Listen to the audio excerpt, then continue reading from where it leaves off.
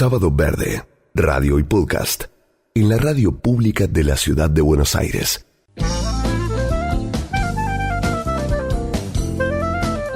El trabajo dignifica, decían antes, y digo así porque parece muy lejano o lejana aquella sensación de dignidad por tener un trabajo. Por lo menos hoy diríamos que no cualquier trabajo dignifica. Hay muchas ocupaciones que degradan a las personas, verdaderamente nos mortifican. Una palabra ligada a la muerte para designar lo que hacemos estando en vida, ¿no? Nada más alejado del júbilo de la existencia que hacer algo que nos mortifique. Regenerar el trabajo para que no sea desdicha, para gozar con el trabajo, para ir alegres a trabajar, para que nos alimente el deseo, también para sentir que estamos ofreciendo una parte nuestra al universo, no solo a los hombres en el sentido de la especie, ¿no?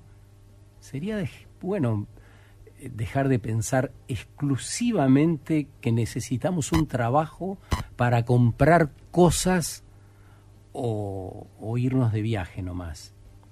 ¿En serio trabajamos con ese único propósito? Porque eso termina traduciéndose en la mejora continua de procesos de acumulación de nuestros empleadores, no de nuestros procesos espirituales, humanos o ecosistémicos. Sí, pensar también en si nuestros trabajos, lo que hacemos, ofrece un aporte al ecosistema del que somos parte. Con lo que hago, ¿estoy contribuyendo a regenerar el ambiente, la economía, la ciudad donde vivo, los vínculos que sostengo? ¿O el trabajo que hago empeora todo eso? La escritora Alexandra Cohen, que acaba de sacar un libro que se llama El sentido del humor, creo que es el quinto ya, escribió un texto fuera de este libro, después si hay tiempo hablamos un rato del libro, que hacía alusión al trabajo y a esto, ella lo pone en otras palabras, pero de hacerlo de onda, ¿no? Así que la convidamos a que nos ayude esta mañana a pensar sobre esto. ¿Cómo estás, Alejandra? Buen día. Alexandra, ¿cómo estás? Sergio, ¿qué tal? Te quería decir que antes que escritora soy psicoanalista, porque estoy en el ámbito de la salud mental, que también, digamos, está incluida esa zona en esto que estabas mencionando. Bueno, ya que lo decís, digámoslo completo. Claro. Sos psicoanalista, magíster en estudios literarios por la Facultad de Filosofía y Letras. Eso no hace falta. No, pero no lo decía por los títulos, sino por mi práctica cotidiana, digamos, ¿no? Antes que escritora me dedico a atender pacientes. Lo decía porque me parece que justamente en eso que vos estás mencionando y en el artículo que yo había escrito, el ámbito de la educación, el ámbito de la salud, que incluye la salud mental, y el ámbito de la cultura, son tres ámbitos en los que yo estoy y que están constantemente, digamos, asediados por ese paradigma que vos estabas mencionando. Por eso lo mencionaba, no por los títulos, sino es cierto, por mi práctica cotidiana. Es cierto lo que decís, a veces, qué sé yo, a los médicos, a algún pariente médico o amigo que tenés, le pedís una receta de onda, ¿no? No solo eso, que sí, obviamente, sino, uno podría decir, ideológicamente hay una cuestión que es que los trabajadores de la salud, los trabajadores de la educación y los trabajadores de la cultura, digamos, lo hacen por vocación, y la vocación tiende, o sea, esa ideología y ese paradigma tiende a velar que esos son trabajos, ¿no? Entonces, hay que hacerlo por vocación, y en nombre de la vocación se veda, digamos, las condiciones laborales en las que en este país están los docentes, los trabajadores de la salud, que incluye la salud mental, y los trabajadores de la cultura. Si vos prestás atención, son tres áreas que están muy ponderadas digamos, en el día a día, ¿no? Nadie está en contra de la educación a priori, nadie está en contra de la cultura, nadie está en contra de la salud. ¿Vos creés en estos días bueno, que podríamos decir decir eso al aire? Justamente a eso iba.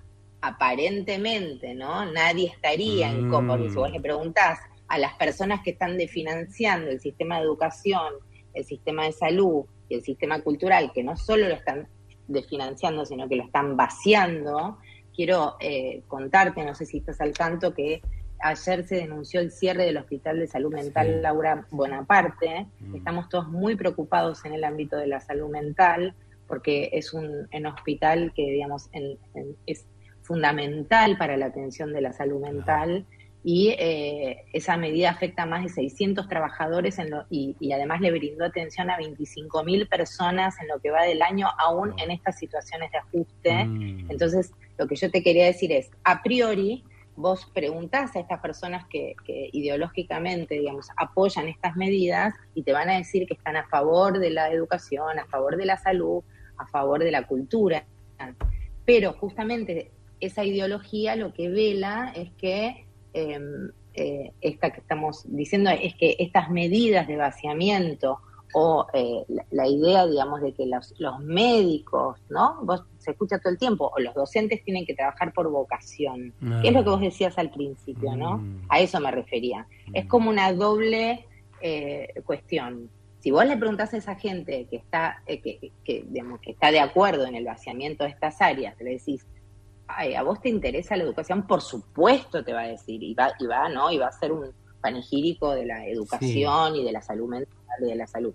Pero después la idea de que la vocación es todo es un problemón, y eso es ideológico, a eso me refería. Claro, y vos pones algo interesante en tu texto referido a aquellas personas que con tal de figurar no cobran. Esto es bastante común de ver, ¿no? También entre los periodistas. Te llaman a una charla determinada. ¿En serio? Sí, claro, a una charla determinada que te interesa.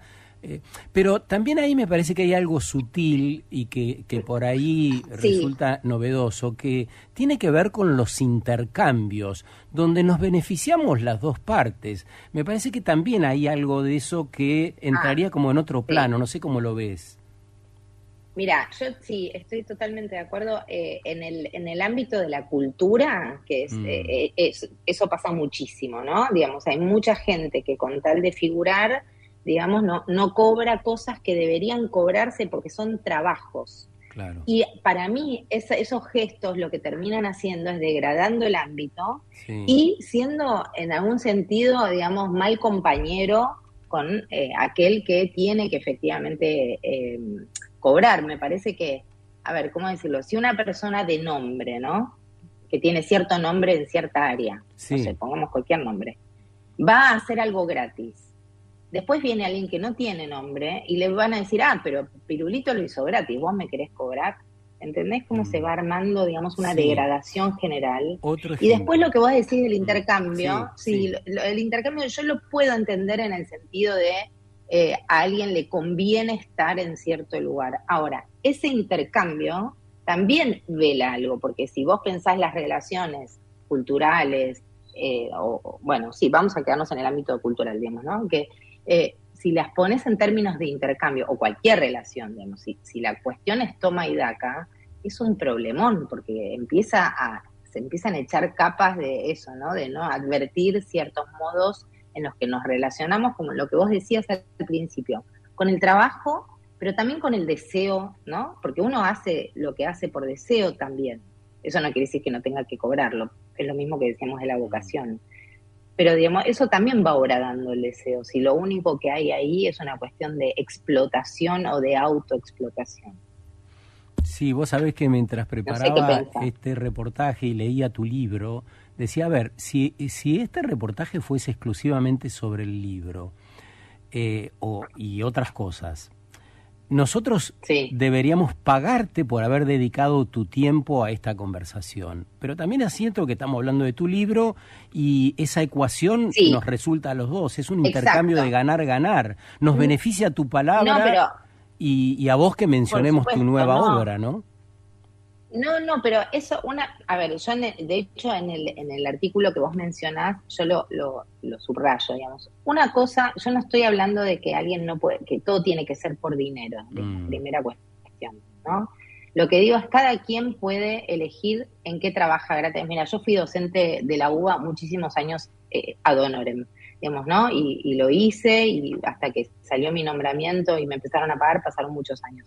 Del mismo modo, una cantidad de trabajadores de distintos ámbitos. No es que uno no pueda trabajar gratis, porque si no, también estaríamos del lado de que solo me muevo si me pagás, y eso también es una posición que yo detesto.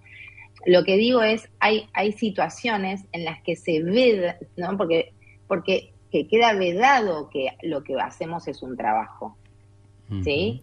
Entonces, que yo te llamo y te digo, ay, Sergio, con toda tu... ¿no? Sería un honor para mí que nos vengas a enseñar algo de periodismo, supongamos, ¿no? Que nos vengas a dar una charla de periodismo y nos capacites porque vos y tu trayectoria, y te lleno de elogios, pero vedo que vos tenés que sentarte, preparar la charla o la clase o la conferencia. Y disponer del tiempo. Ahora, distinto es si yo te... Claro, y tiempo, por supuesto. Distinto es si yo te digo, mira, Sergio, yo tengo esta institución, suponete, estoy formando gente...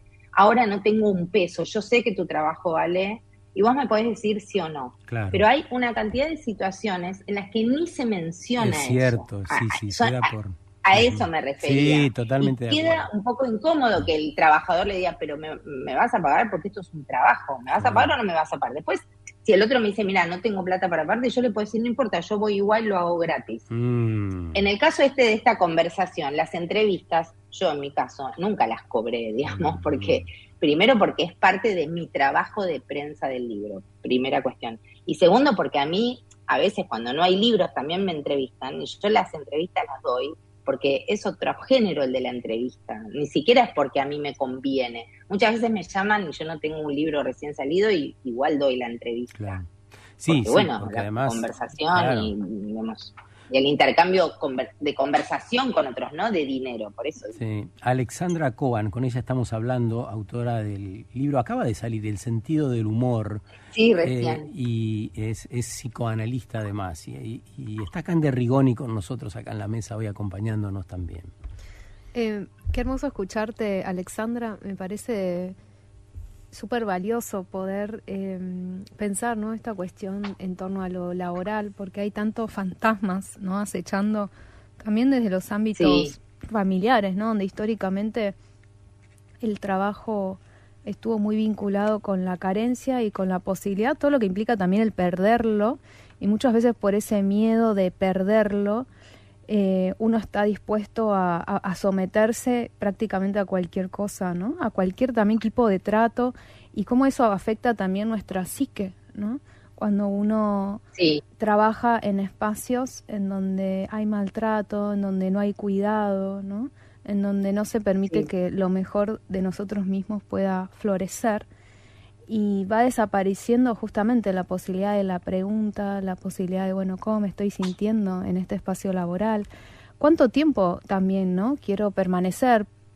¿Por qué lo estoy habitando? Porque también existe la posibilidad de, bueno, poder pensarlo y decir, bueno, lo estoy realizando para poder sostenerme, ¿no? Para poder sostener mi vida, pero me pongo, esto de realizarse proyectos, ¿no? Me pongo un plazo de tal vez en un año ya, ir construyendo estar, exacto, ¿no? Pero me parece que está buenísimo la posibilidad de poder arrimar estas posibilidades, porque muchas veces estamos habitando espacios en donde no nos sentimos tan cómodos laboralmente o limitados, pero qué importante también ver, bueno, lo estoy haciendo ahora para poder construir este otro proyecto, ¿no? Como vinculados también al deseo. Sí, absolutamente. Digamos, hay varias cosas en lo que señalás que es muy interesante. Digamos, primero está esa capa de estar obligados a mantener a veces espacios en los que efectivamente se la pasa mal y lo que le cuesta a la gente, y no lo digo solamente por esta situación actual económica y precaria en la que estamos, en la que, bueno, hoy en día es muy difícil que alguien decida dejar un trabajo porque está todo tan roto que, bueno, hoy es particular, digamos, eso, ¿no? Pero uno podría decir en otras circunstancias, ¿no? El que ha habido en este país otras circunstancias en las que alguien podría elegir cambiar de trabajo, a veces efectivamente, como vos señalás, es muy difícil que alguien advierta, o al revés, lo advierte y le cuesta muchísimo tomar una decisión para dejar un espacio de trabajo, porque también hay ciertos, como decías, imperativos o cosas que recaen sobre nosotros, que es un trabajo, no hay que dejarlo de ninguna manera, ¿no? Y hay que soportar cualquier cosa. Es un poco, yo creo, ahora lo estoy pensando a partir de tu pregunta, no lo tenía pensado, que es la lógica del sacrificio, ¿no? Que es, no hay que trabajar, sino que hay que sacrificarse, casi que hay que darle un pedazo de carne a nuestro empleador o a aquel que está ahí, al que nos tenemos que someter. Muchas veces, y lo decía Sergio en el inicio de esta entrevista, que es la idea de que no se advierte que uno está colaborando, ¿no? Para no sé cómo lo decía Sergio, casi para llenarle los bolsillos al empleador. Digamos, que no se advierte la dimensión de la explotación, que es ineluctable por una parte, ¿no? Pero bueno, hay grados y grados de esa explotación. Hay gente que está más alienada y no lo advierte y cree que trabajar es sacrificarse, ¿no? Y entregarlo todo. Y el sacrificio, bueno, termina de la peor manera. Por eso yo creo que este gobierno todavía tiene tanto apoyo, porque la lógica del sacrificio está muy impregnada en todos nosotros, sí. ¿no? Entonces, sí, nos siguen rondando, entonces la gente está muy mal y sin embargo dice hay que seguir aguantando. Sí, eso. Digo, hago ese paralelismo frase, porque a mí a veces Sí, es muy claro, potente. Realmente que... es muy triste lo que está pasando en ese sentido, digamos, ¿no? Sí. Además, no solo en términos concretos, sino en términos de los discursos, lo que se va diciendo.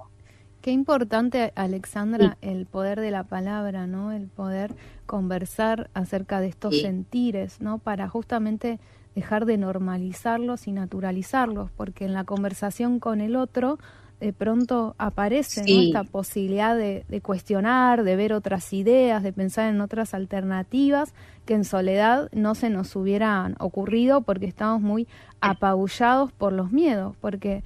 es esto de que el trabajo no significa cualquier cosa, significa la posibilidad de seguir manteniéndonos con vida, y ni hablar si también tenemos a cargo a otros seres. Entonces es mucho lo que está en juego en lo laboral, y como hay mucho en juego, justamente eso a veces imposibilita que uno pueda pensar más allá, que pueda hasta incluso hablar, ¿no? Hablar de lo que uno está vivenciando.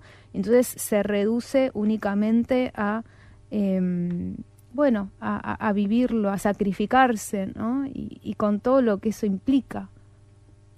Sí, es fundamental lo que señalás. Me parece que la conversación con otros, apenas uno se pone a hablar con otro, que puede ser, un otro en el que alguien confíe, o no sé, o un espacio terapéutico, no importa, no necesariamente un espacio terapéutico, a eso me refiero, ¿no? Puede ser esto que vos decís, que alguien se pone a hablar y automáticamente se empieza a desnaturalizar eso, ¿no? Algo que parecía que era así y que no había forma de modificarlo. Muchas veces hay personas que creen que no hay alternativa, ¿no? Que no hay alternativa. Y me parece que siempre se puede pensar una alternativa, porque lo único, voy a decir una frase un poco trillada, pero lo único que no tiene alternativa es la muerte. Después todo lo demás, en la conversación con otros, siempre a alguien se le puede ocurrir algo que, como decías, no había pensado.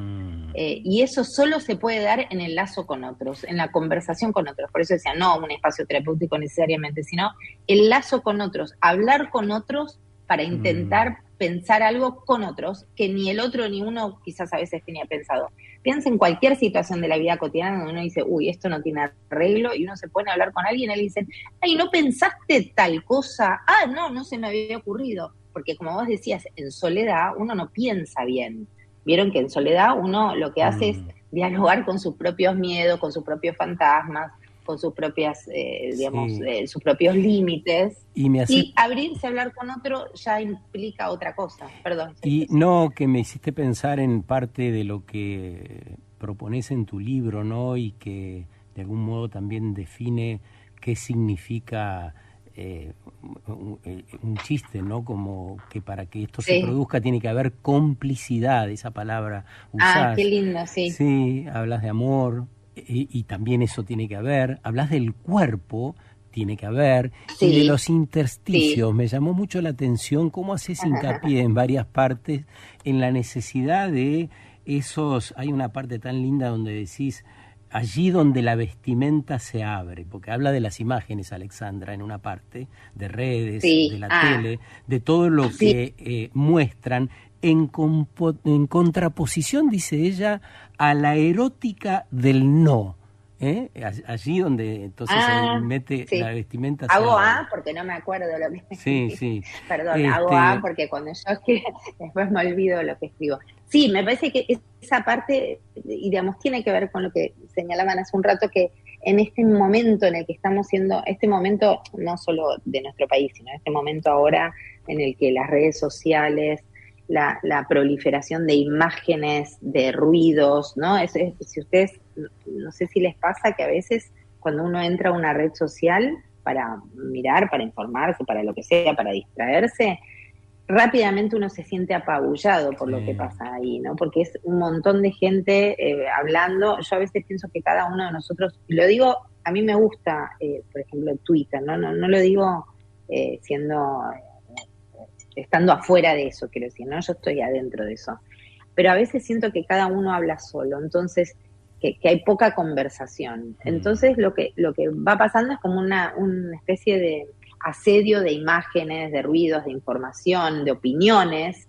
Yo siento a veces como bocas vociferando y gritando, sí. Y frente a eso pensé alguna vez que, ¿no?, entrecerrar un poco los ojos nos permite empezar a imaginar también, y la imaginación es parte de este asunto del que estamos hablando. Hoy en día ya casi no hay lugar para la imaginación, porque uno está o muy ocupado, o muy atento a los ruidos de este momento. Y terminamos haciendo todos y todas lo mismo. Vos te preguntás, ¿cuánto hace que no aman distinto? Y no nos preguntamos esas cosas. Sí, eso es, creo que siguiendo, cito de memoria, pues no me acuerdo, un texto maravilloso que escribió el escritor Juan José Becerra, que también está en el diario AR, ese texto, que justamente hablaba de cómo las redes homogeneizan, ¿no? Y nos hacen a todos iguales, y todos tenemos hablamos igual, amamos igual, consumimos lo mismo, de una manera muy notable. Si ustedes se fijan, hay una cantidad de modismos, digamos, todas las épocas tienen modismos, ¿no? Pero obviamente lo que estamos tratando de ubicar es cómo las redes uniformizan y nos impiden justamente la diferencia, una diferencia que para mí es propiciatoria de lo que señalaban hace un rato, de la conversación con otros, de la ocurrencia, de la imaginación, de la posibilidad de encontrar una alternativa. Sin diferencia no hay posibilidad de pensar tampoco. Entonces estamos todos metidos como en una cosa, ¿no?, en una mismidad. A eso creo que me estaba refiriendo en este momento, y que eso que también decíamos de hablar con otros para que a uno se le ocurra algo distinto, tiene que ver con salir de uno mismo, porque uno mismo puede ser muy agobiante. Vieron que cuando uno se encierra en sus pensamientos, uno a veces es muy no sé, puede llegar a ser muy cruel con uno mismo. Conversar con otros siempre alivia. Alexandra, gracias. Empezar una conversación, ni siquiera hablar de algo en particular, ¿no? Eso gracias por este rato. No, yo les agradezco a ustedes. Por el bordado que hiciste en este libro, que citás infinidad de frases, textos. Sos una gran titulera. Yo creo que en el índice debe haber 100 títulos diferentes y todos son atractivos. Todos son atractivos. Bueno, Calambres en el alma, les leo algunos. La risa infantil perdida, la cebra en un bazar. No sé, la verdad que está muy bueno, muy atractivo. Gracias por este rato con nosotros. Bueno, te agradezco muchísimo. Y que tengas un buen día. Les agradezco a ustedes el interés. Chau, gracias. Igualmente para ustedes. Un abrazo. Chau. Sábado Verde, radio y podcast. En la radio pública de la Ciudad de Buenos Aires.